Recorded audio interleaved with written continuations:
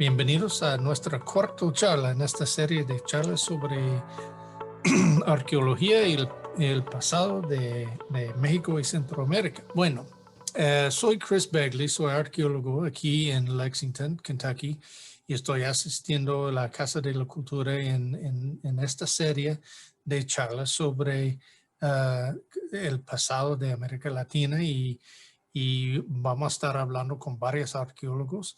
Y hoy tenemos como arqueólogo invitado el doctor Carlos Miguel Varela Scherer. Muchas gracias por estar con nosotros. Él sacó su doctorado en la UNAM en México y ha trabajado en varios lugares, en Palenque incluso, el famoso sitio de Palenque. Es el recipiente del premio Palenque durante el 8º Mesa Redondo de Palenque en 2017 y está aquí para hablar un poco sobre la selva. Bueno, bienvenidos Carlos y gracias por estar con nosotros. Muchas gracias al doctor Chris Begley por la introducción. Muchas gracias también a la Casa de la Cultura de Kentucky por la invitación y a mis compañeros de mesoamericanos que desde hace un año estamos generando estos diálogos desde diferentes perspectivas de la arqueología y en especial a Alberto Brito por esta invitación para participar. Bueno, voy a compartir pantalla.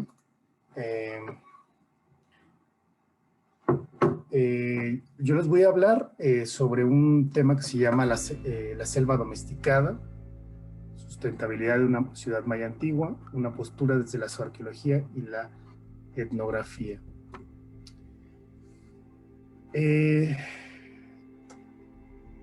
Voy a hablar sobre la cultura maya.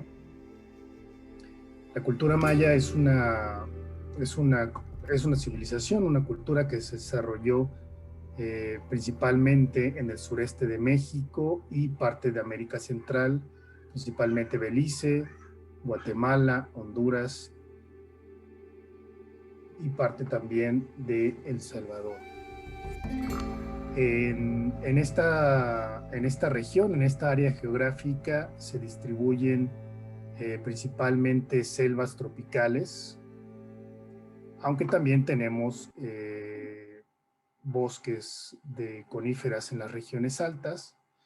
Pero bueno, y en esta plática voy a enfocarme en lo que son las selvas tropicales de las tierras bajas. El bosque tropical maya pues es hogar de una diversidad muy amplia, tanto de especies animales como de especies vegetales. Es un corredor biológico muy importante y clave para la conservación de una variedad importante de especies silvestres. Una de las posturas principales en la arqueología maya, enfocadas en el manejo ambiental, ha sido que los mayas ocasionaron en época antigua un deterioro ambiental producido principalmente por un crecimiento exponencial de la población, lo cual llevó a prácticas agrícolas que básicamente tumbaron la selva para producir alimentos y también para producir cal. Lo que ocasionó que hacia el final del periodo clásico terminal, el 900 después de Cristo, las tierras bajas fueran prácticamente abandonadas, ¿no? ¿Cuáles fueron las causas de este fenómeno? Pues como les platicaba ahorita, una fue la deforestación y agotamiento del suelo para sembrar las milpas, para sembrar maíz, ¿no? Entonces, a mayor población se incrementaron los campos agrícolas y bueno, recordemos que los mayas usaron ampliamente la cal, este material que sirvió como cementante para pegar las piedras de los edificios y recubrirlos y también para el proceso de nixtamalización del maíz. Entonces, pues para crear la cal, pues se tienen que quemar la piedra para producir lo que se conoce como carbonato de calcio, y esto únicamente se puede hacer a grandes temperaturas, por lo que se piensa que se debieron talar grandes extensiones de bosque para generar precisamente estas altas temperaturas, ¿no? Ante la tala de estos bosques, pues pocas especies animales pudieron sobrevivir alrededor de las ciudades, y se cree que también la proteína animal pues debió escasear, ¿no? Entonces, ante este deterioro ambiental, las ciudades empezaron a ser abandonadas. Por otro lado, el registro del polen fósil hecho en algunos lagos, como en el lago Petenizá en Guatemala, señalan que las principales especies vegetales registradas en estos núcleos en el fondo de estos lagos son especies de lugares abiertos, como pastizales, ¿no? Y la interpretación que se da es que estos pastizales pues fueron producidos por la tala de estos bosques, como ya les comentaba, para la producción agrícola y también para la producción de la cal. Bueno, estas son las principales hipótesis que se han manejado a lo largo del tiempo para explicar el abandono de las tierras bajas mayas. Aunado a lo anterior, pues una postura que se ha tenido ampliamente sobre la selva es de que es un ambiente frágil, incapaz de producir alimento suficiente y incapaz de regenerarse, ¿no? Entonces, pues todos estos factores han estado presentes en la literatura académica para explicar el colapso de las tierras bajas durante el periodo clásico. Bueno, estas son las hipótesis de deterioro ambiental. Sin embargo, recientemente, hace poco más de 20 años, 25 años, una nueva postura ha emergido para contrarrestar estas visiones catastróficas del abandono de las tierras bajas, ¿no? Y una de estas ha sido una que proviene de una postura teórica conocida como ecología histórica, en donde se pretende estudiar el paisaje o estas selvas en largos periodos de tiempo y no en periodos cortos, ¿no? Es decir, para entender estas selvas tenemos que regresar en el tiempo, pues por lo menos unos 4.000 o 5.000 años para entenderlas adecuadamente, ¿no? Y a partir de esto se ha señalado que estas selvas que se conservan actualmente, principalmente en reservas forestales, pues no son selvas prístinas, ¿no? Es decir, no son selvas que nunca han sido tocadas, ¿no? Sino al contrario, son selvas que han estado bajo un manejo intensivo por las poblaciones humanas, por lo menos desde el 8000 antes del presente. Y esta preocupación actual por conservar estas selvas, pues es la que nos ha llevado a plantear principalmente que los mayas deforestaron su medio ambiente. Sin embargo, hemos logrado entender que más bien los mayas antiguos y actuales, a través de la selección y protección de especies que les son útiles para ellos, han alterado los bosques tropicales cambiando su composición florística. ¿Qué quiere decir esto?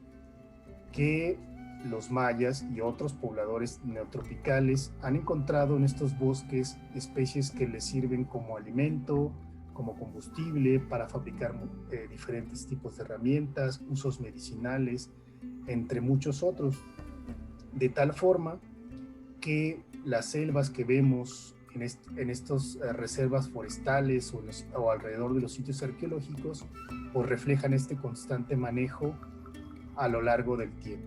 Y de tal forma que podríamos llamar a estas selvas bosques culturales o jardines forestales, como le ha llamado recientemente Annabel Fogg. ¿Qué son los bosques culturales? Pues son espacios que igualan las condiciones de bosques primarios, es decir, de selvas maduras, pero que tienen una alta diversidad de especies, en donde se reflejan estos largos periodos de interacción con el hombre. ¿Qué quiere decir esto? Que en estos bosques vamos a encontrar árboles con una gran diversidad de valores utilitarios principalmente para las poblaciones indígenas, ¿no?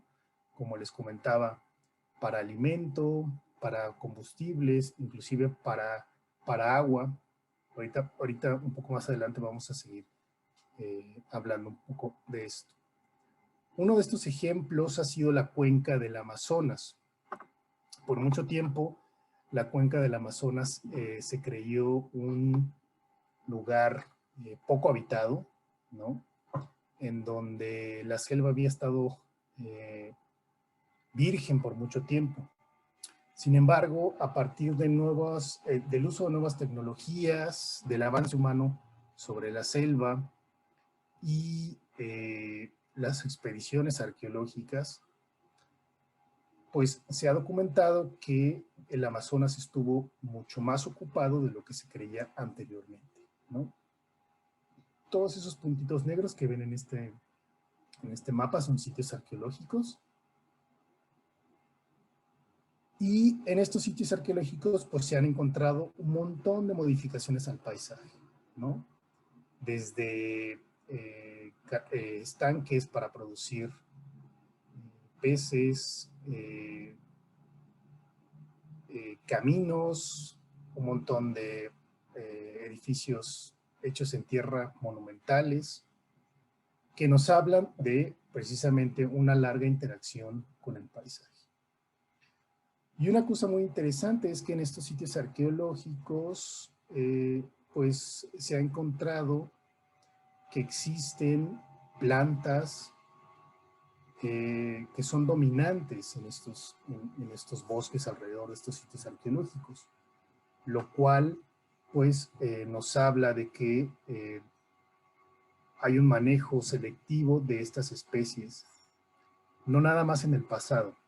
Muchos indígenas amazónicos la siguen utilizando para su subsistencia. Uno de estos ejemplos es el árbol de nuez amazónica, este que vemos aquí, que tiene una variedad de usos, obviamente de alimento, pero también se usa como cebo para cazar mamíferos, entre otros.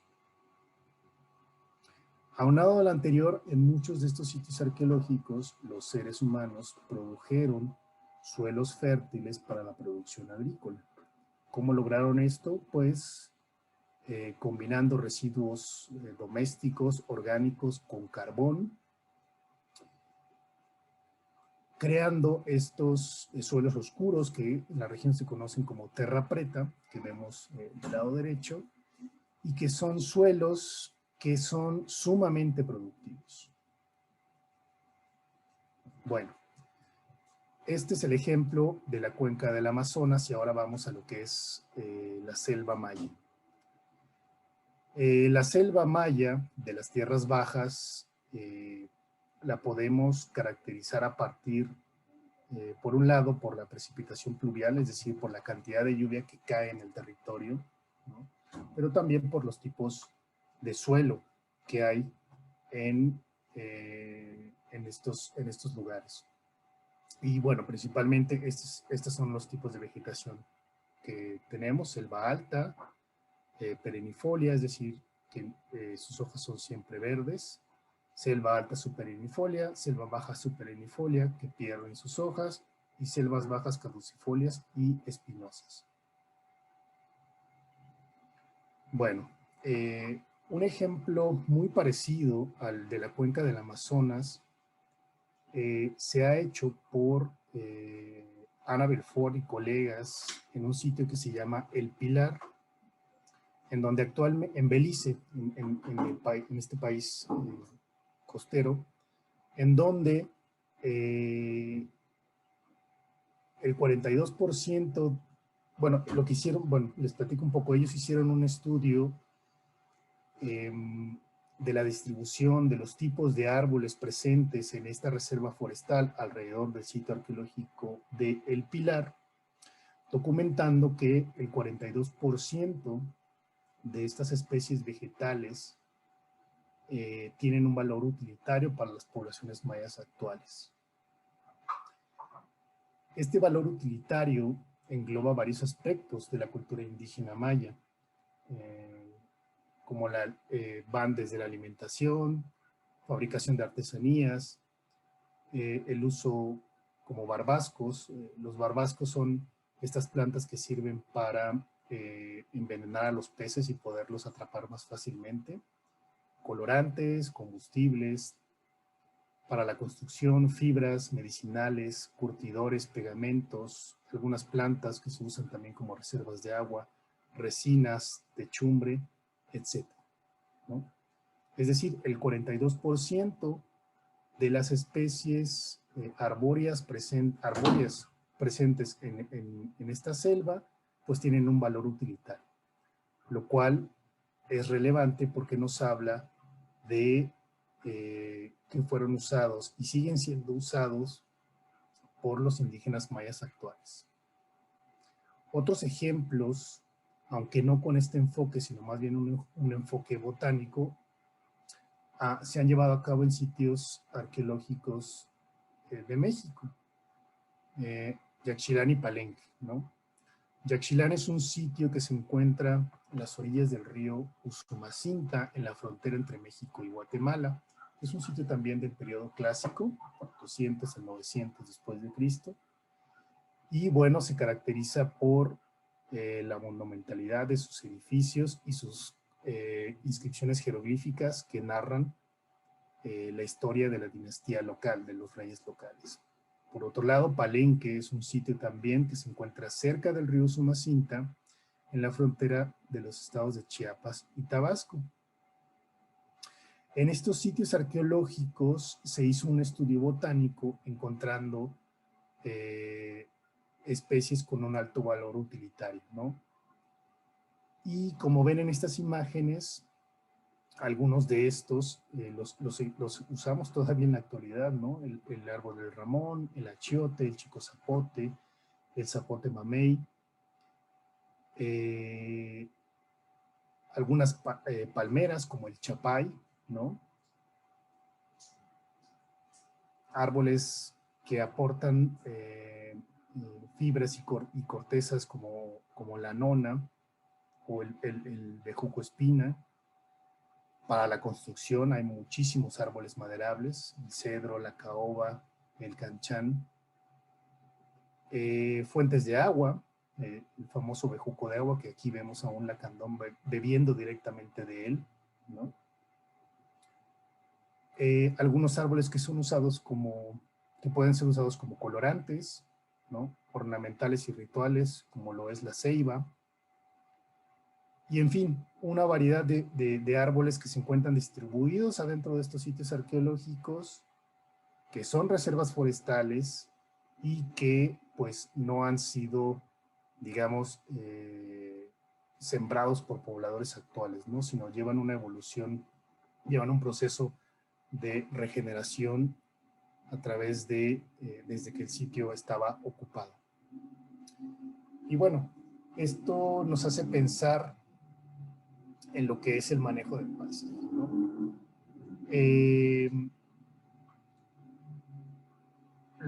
Digamos que algunos datos duros hablan respecto a que 8,000 años antes del presente surge la horticultura entre grupos de cazadores-recolectores. Es decir, estos grupos que todavía no se encontraban, digamos, asentados viviendo en aldeas, sino vivían en abrigos rocosos, ya comenzaban a experimentar cerca de estos lugares donde vivían y sembraban variedades pues antiguas, muy antiguas de maíz, de frijol, de chiles y calabaza. En Chiapas se han encontrado evidencia de abrigos rocosos con evidencia, perdón, de subsistencia de horticultura y cacería en este tipo de ambientes. Esto es importante porque ya nos habla de que hace unos 8,000 años, por lo menos en Chiapas, y seguramente en muchos sitios del área maya, los cazadores-recolectores ya se encontraban sembrando y experimentando, no al grado de las sociedades, digamos, sedentarias que ya vivían en aldeas, pero ya se encontraban en un proceso de experimentación y observación. Esto trajo consigo que algunos animales, pues al ver, se vieran atraídos a los lugares donde se sembraba por los frutos que ya había. Entonces, cuando nosotros vemos esto en un amplio periodo de tiempo y llegamos al proceso ya de sedentarización, en donde las sociedades complejas como la maya ya tenían un conocimiento muy amplio sobre la siembra, pues podemos ver que del 8000 entre el 8000 y el 2000 antes de Cristo, hay un largo proceso de experimentación y de conocimiento del paisaje, ¿no? Y este conocimiento pues va pasando de generación en generación y se va acumulando hasta crear un complejo sistema que se conoce como agroforestería y que básicamente es una actividad dirigida a la gestión intencional de árboles y cultivos agrícolas, pero que también conlleva el manejo de las poblaciones animales. Y ahorita voy a platicar sobre esto. La agroforestería es una práctica que se encuentra extendida tanto en el viejo mundo como en el nuevo mundo. En esta imagen vemos el cinturón neotropical, que básicamente es esta parte de América, y el paleotropical, que es esta parte en donde está representado África, Asia y otros países y continentes, ¿no?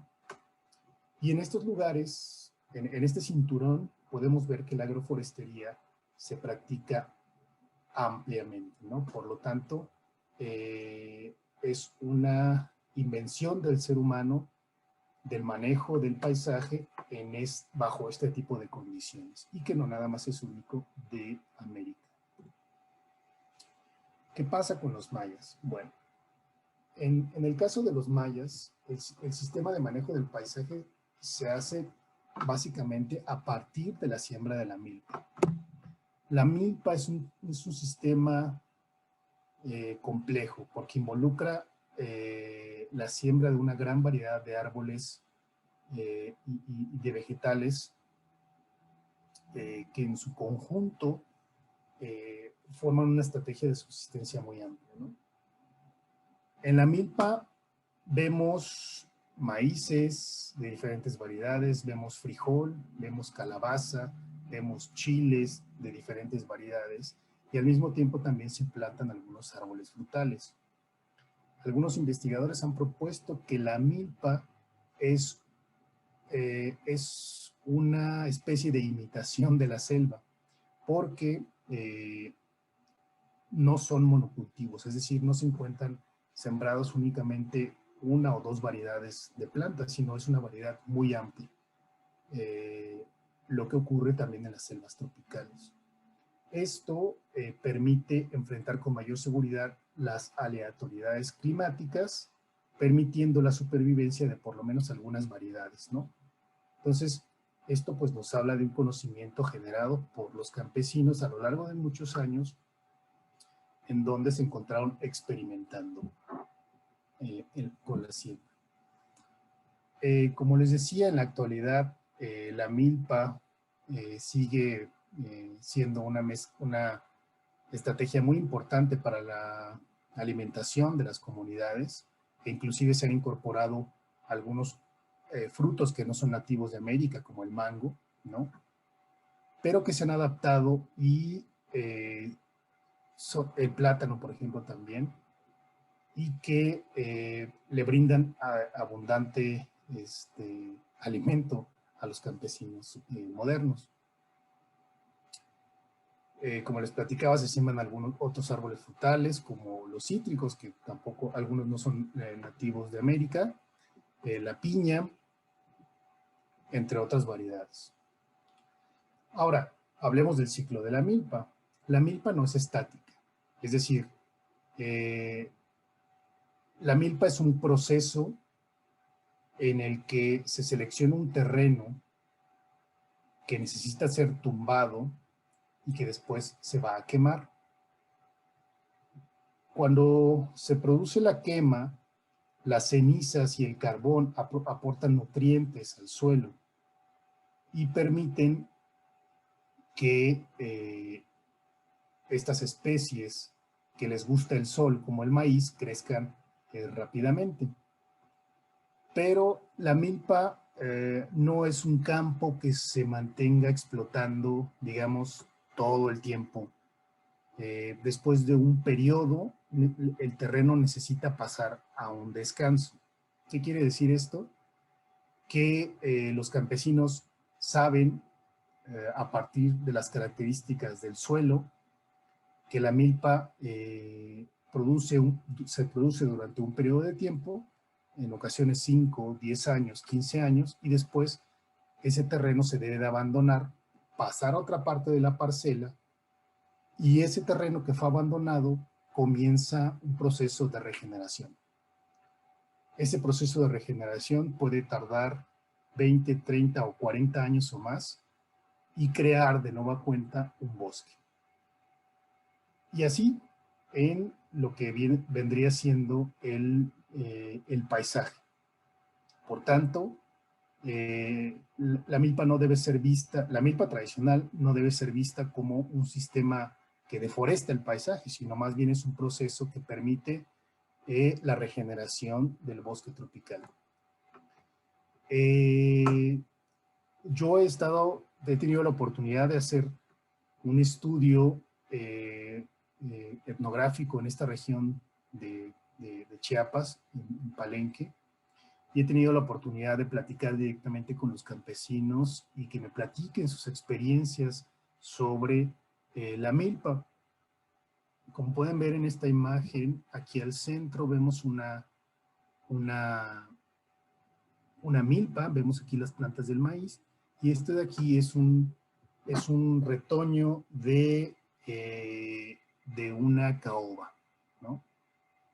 Cuando yo le pregunté a Miguel, el campesino, ¿qué hacía un árbol de caoba en medio de una milpa? Bueno, yo no sabía que era un árbol de caoba, yo pensé que era un arbusto, y le dije, oye, ¿y por qué está aquí? ¿Por qué no lo has cortado?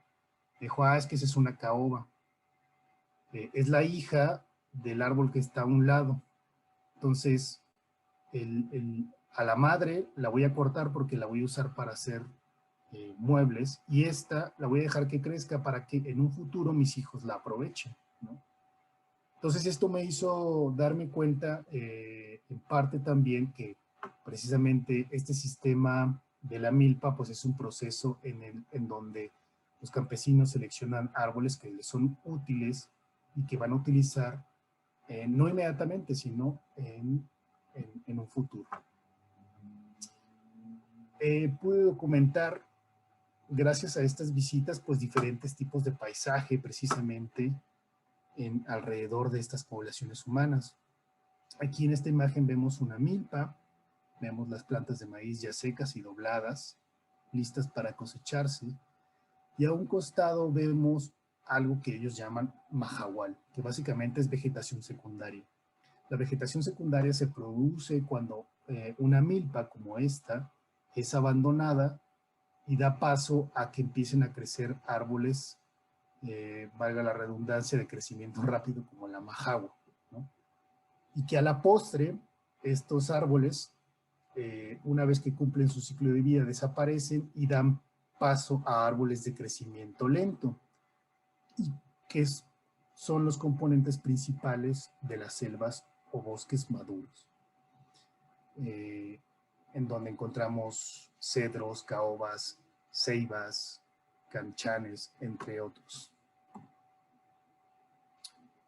Este es otro ejemplo.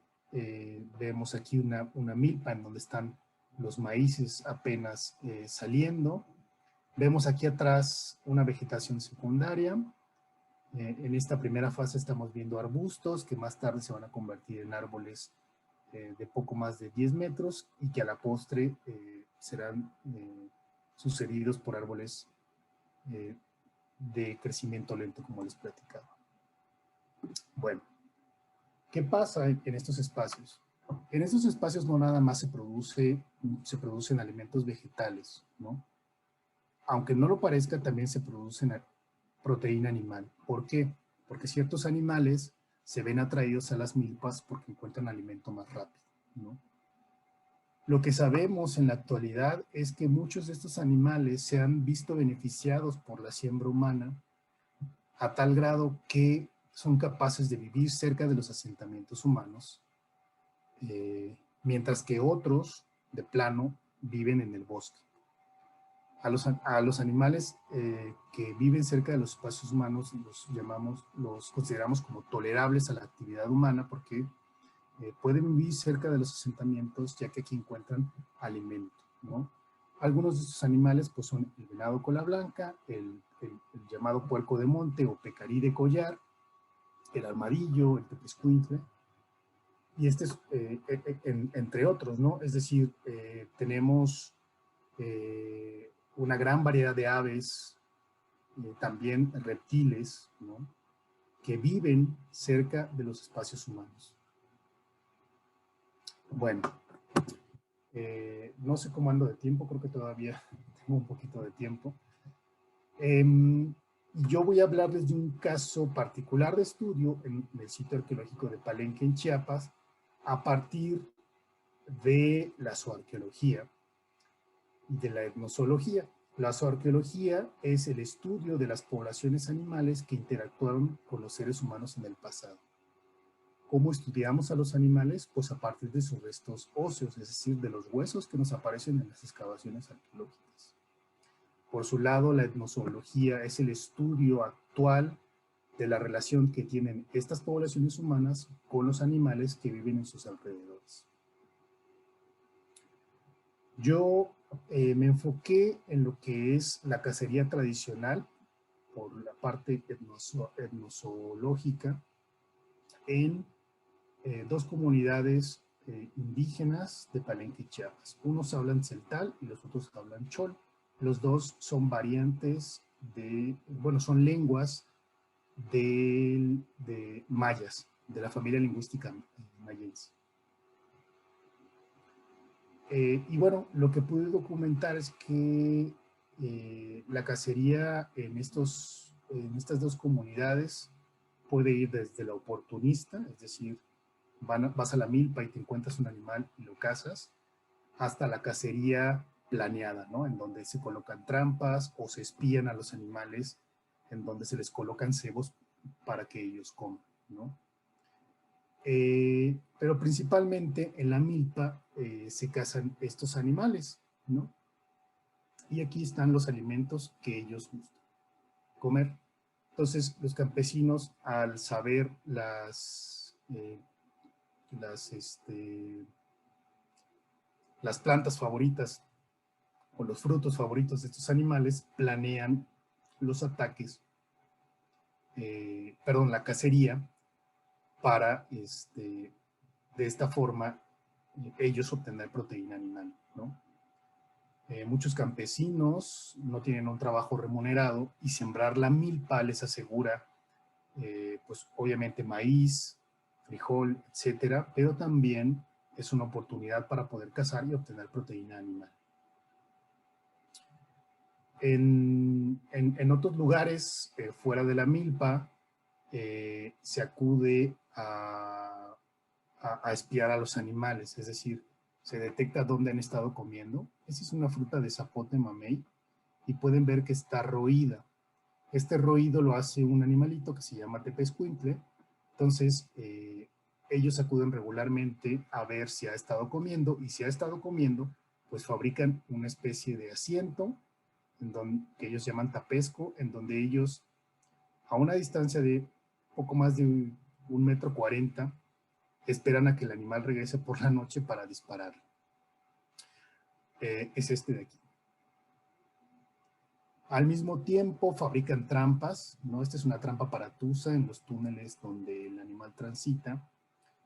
Y de esta forma se aseguran de acabar con estos animales que pueden convertirse en plaga, porque pueden acabarse los camotes y las yucas, pero también se los comen, ¿no? Otra forma también es, como les platicaba, espiar los comederos a través de estos tapescos y subirse a los árboles, y en este caso específico, espiar a los venados, ¿no? Lo interesante de la cacería en estas comunidades es de que hay una especie de regularización. Por ejemplo, existe una deidad sobrenatural en la que ellos creen, que se llama el señor o el dueño de los animales, a quien hay que pedirle permiso para ir de cacería, ¿no? Evitan cazar hembras preñadas o que están amamantando, y bueno, esto lo hacen al darse cuenta, pues obviamente, de observar a los animales, ¿no? Y también las personas que cazan en exceso, pues son mal vistas por la propia comunidad. Bueno, ahora vamos a la parte de los restos óseos o de los huesos que nos aparecen en las excavaciones arqueológicas. Estas son unas imágenes a manera de ilustración de cómo nosotros recuperamos estos huesos. Algunas de estas técnicas son el cribado, ¿no? La flotación y la excavación también manual. En este caso, el cribado y la flotación nos permitieron recuperar peces. Los peces son, a veces los huesos son tan pequeños que no se pueden observar de otra forma más que a través de esta técnica. Bueno, como les platicaba al inicio de esta presentación, yo les voy a hablar del caso de Palenque. Palenque es un sitio de las tierras bajas mayas que se encuentra en un lugar pues bastante importante, ¿no? Se encuentra justo en la transición de dos áreas fisiográficas, la Sierra Norte de Chiapas y las planicies aluviales tabasqueñas. Las planicies aluviales son básicamente arcillas producidas por el arrastre de los ríos Usumacinta y Grijalva, y bueno, estas formaciones montañosas que vemos aquí son básicamente dolomías y calizas que se formaron hace miles de años. En este paisaje, en este sitio nosotros hemos recuperado una variedad de animales que nos hablan de diferentes ecosistemas. Los animales, digamos que tienen preferencias alimentarias, y además de estas preferencias alimentarias, tienen lugares específicos donde les gusta vivir, ¿no? ¿Por qué? Porque aquí encuentran alimento, protección, etc. Hay animales especializados, como lo son los que les muestro aquí: el jaguar, el temazate, el conejo de bosque, el ocelote, el faisán, el pavo celado. Animales que nada más les gusta vivir aquí porque el bosque o la selva tienen las condiciones idóneas para que ellos subsistan. Si los bosques desaparecen, estos animales también, ¿no? En el registro arqueológico, además de estos animales especializados de bosque, también hemos encontrado huesos de animales que les gusta vivir cerca de los asentamientos humanos. Un poco lo que les estaba platicando anteriormente, como el porco de monte, el cereque, el venado cola blanca, entre otros más. Y bueno, al mismo tiempo, en el sitio arqueológico de Palenque, pues hemos encontrado también animales que les gusta vivir en corrientes de agua, ¿no? Principalmente tenemos tortugas, peces, mamíferos adaptados a la vida acuática como el manatí y una gran variedad de aves. Esto es interesante, pero no es de extrañarnos porque Palenque se encuentra justo en una zona donde pues los recursos hídricos están presentes por todos lados. Bueno, ¿qué es lo que nos permite observar la etnozoología y la arqueología, ¿no? Cuando combinamos ambas posturas, podemos ver que estos animales que están presentes en el registro arqueológico nos hablan de que en Palenque existió una variedad de ecosistemas en donde se sembraba la milpa, pero que también habían espacios de vegetación secundaria en donde vivían cierto tipo de animales, pero también tenemos animales especializados que les gustaba vivir únicamente en el bosque. Por tanto, esta postura de que Palenque pudo haber sido abandonada por cuestiones ambientales de deforestación, pues no entra del todo dentro de este esquema, al tener especies, espacios forestales, ¿no? De igual forma, un sitio que se llama Santa Isabel, a unos 8 kilómetros al oeste de Palenque, empezamos a encontrar restos de animales que también están asociados a este sistema de milpas. Esto es importante porque este contexto está fechado por lo menos unos 400 o 500 años antes de la ocupación importante de Palenque, ¿no? Entonces, lo que podemos ver es que durante un periodo de tiempo aproximado de más o menos 1000 años, hubo un sistema de manejo del paisaje muy similar, lo cual pues nos habla de este complejo sistema de interacción con el medio ambiente, con el paisaje, ¿no? Este es un mapa que nos muestra, aquí está Palenque, este es el área donde se encuentra el sitio presente a partir de principalmente restos cerámicos, ¿no? Y lo que nos permite ver esta postura es de que Palenque no parece haber sido abandonado por cuestiones ambientales, sino por otras cuestiones que debemos empezar a explorar, ¿no? Como las cuestiones políticas que aún estamos tratando de entender. Entonces, un poco como les comentaba, en Palenque tenemos animales arqueológicos de diferentes ecosistemas. No parece haber un deterioro ambiental, y esto ha sido reforzado con un estudio hidroarqueológico propuesto por Kirk French, en donde señala que, al menos en Palenque, las cuencas fluviales tuvieron agua durante mucho tiempo, ¿no? Inclusive en el periodo de mayor ocupación humana.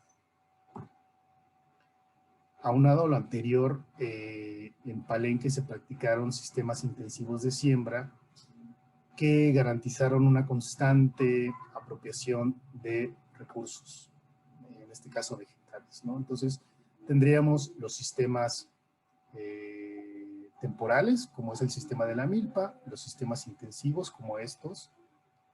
Es algo muy parecido, no similar, a las chinampas de Xochimilco. Pero también esto nos lleva a pensar que seguramente adentro de las unidades residenciales o dentro de los conjuntos domésticos de Palenque también se practicó la siembra a través de los huertos, ¿no? Por tanto, pues esta visión de estas ciudades mayas revestidas de estuco y de cemento blanco, que es la cal, parece no ser como nosotros pensábamos, ¿no? Y más bien refleja una visión occidental desde la actualidad, ¿no? Otra cosa interesante que he encontrado en los registros históricos han sido la protección de los espacios forestales para favorecer ciertas especies de aves. Por ejemplo, en las relaciones de la Verapaz se menciona que los quechí protegían e inclusive vedaban el acceso a ciertos bosques donde extraían plumas de aves y copal, teniendo acceso a estos únicamente los dueños de los terrenos y sus primogénitos. Al igual que los lugares y árboles donde aves de plumas preciosas anidaban o bebían agua eran de indios particulares, pudiéndose heredar o vender. Ay, una disculpa, es que están mis hijas aquí en la casa. Entonces, esto nos hace pensar que los mayas, más que tumbar la selva para producir alimentos, pues las protegían, porque aquí obtenían una gran variedad, no solo de especies vegetales, sino también animales, ¿no? Y esto debió haber ocurrido en el pasado, ¿no? Bueno, entonces, volvamos al principio de esta presentación. Deforestación y agotamiento del suelo para alimentar a la creciente población. Pues, como hemos visto a lo largo de esta presentación, más que tumbar la selva para producir alimentos y dejarla, digamos, en forma de pastizales o espacios abiertos, los mayas practicaron el sistema de la milpa, que básicamente es un sistema que permite la regeneración de los bosques, y practicaron la agricultura intensiva a través de estas técnicas como los campos drenados, ¿no? Deforestación para producir cal. Bueno, esto es algo muy interesante que yo encontré con una colega que es restauradora. Ella me platicaba que la cal únicamente se debe producir cuando hay calor. En presencia de agua resulta un material muy peligroso por lo volátil, es decir, la reacción química que se produce cuando la cal ha sido quemada y entra en contacto con agua es que prácticamente suelta tanto calor que es peligroso, ¿no? La piedra explota, ¿no? Entonces, eso me puso a pensar. Yo dije, bueno, entonces no estaban produciendo cal todo el tiempo. La cal únicamente podía ser producida en época de secas, es decir, cuando se tumba la selva para sembrar la tierra, ¿no? Entonces, esto nos hace pensar que los mayas no estaban produciendo cal y no estaban construyendo todo el tiempo, ¿no? E inclusive nos hace pensar que habían obras que estuvieron produciéndose durante años y años y años y no en periodos cortos de tiempo. Bueno, eso por un lado. Por otra parte, es muy interesante ver a partir de estudios actuales que no cualquier madera sirve para producir carbón, ¿no? Es decir, no vas a utilizar un árbol de caoba para este propósito, ¿no? Sino vas a usar un árbol que te permita una combustión lenta y prolongada y que te genere mucho calor. Sería un desperdicio usar un árbol de cedro o caoba como carbón, ya que las propiedades de estos árboles pues, son más maderables, ¿no? Muebles, con fines constructivos, etc. Entonces, un poco como les platicaba hace un momento, las ciudades mayas pues estuvieron en construcción todo el tiempo y seguramente con obras paradas, esperando la producción calera del siguiente año. Otra de las posturas del abandono de las tierras bajas y del fallo que tuvieron es que no llovió lo suficiente. Sin embargo, un estudio reciente publicado por una colega que se llama Annabel Ford, a partir de la presencia de titanio, es un elemento químico que se encuentra en el agua, en la cuenca del río Cariaco, en Venezuela, señala que justamente en este periodo del clásico y el colapso hay una estabilidad de la precipitación pluvial, ¿no? E inclusive muchos años antes, en el preclásico, sí hubo variaciones grandes, ¿no? Pero durante el clásico, pues estuvo lloviendo, entonces estas posturas de que no llovió lo suficiente y que los mayas abandonaron sus ciudades porque no había agua para producir alimentos parecen no encajar de nueva cuenta.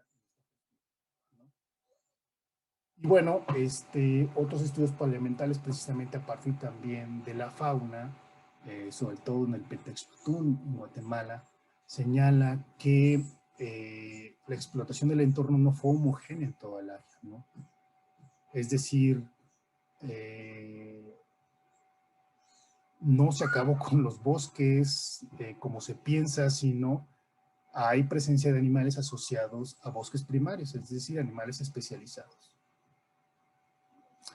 Y bueno, ya para finalizar esta charla, en esta imagen que me gusta mucho, presenta de forma muy clara cómo son estas dos visiones diferentes, ¿no? Que no nada más aplican a los mayas, sino a otros grupos culturales mesoamericanos, ¿no?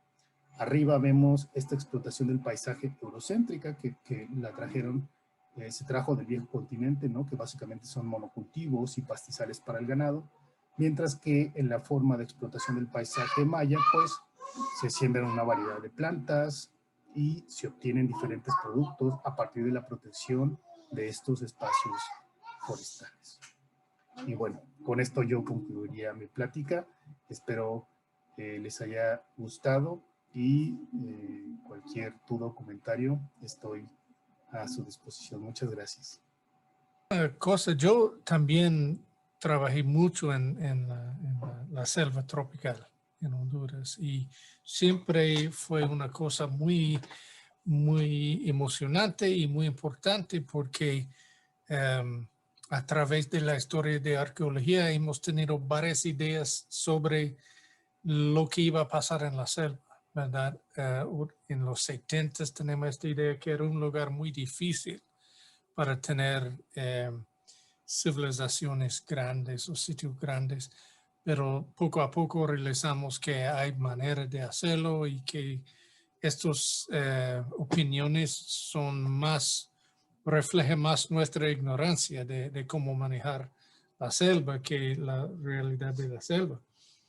Pero una cosa que me impresionó de todo eso es que nuestra idea de una selva prístina es casi un mito, o sea, incluso el Amazonas, donde sea, es modificado por gente, incluso aquí en Kentucky, donde yo, ¿verdad? Sí, así es. Es como bien señalas, es una ignorancia de nosotros, de no comprender cómo funciona o cómo se puede aprovechar la selva. Y la verdad es que estando ahí y platicando con la gente, como tú lo mencionas, es cuando uno se da cuenta y cambia esta visión de que no son espacios frágiles, sino que son espacios sumamente productivos y se saben aprovechar. Entonces es muy, muy interesante. Sí. Y también siempre me ocurrió que la culpa de la deforestación siempre lo echan la gente menos poderosa, ¿verdad? Siempre está diciendo, esta gente que están haciendo su milpa, esos son la causa de todo eso. O la gente buscando leña, yo he escuchado. Y cualquiera que vive cerca de la selva sabe que buscando leña casi es recoger del piso, ¿no? O sea, una gran parte. O sea, no es la causa de deforestación, es más Claro, ganado o sacando madera al nivel comercial, ¿verdad? exactamente, sí. La ganadería, los monocultivos.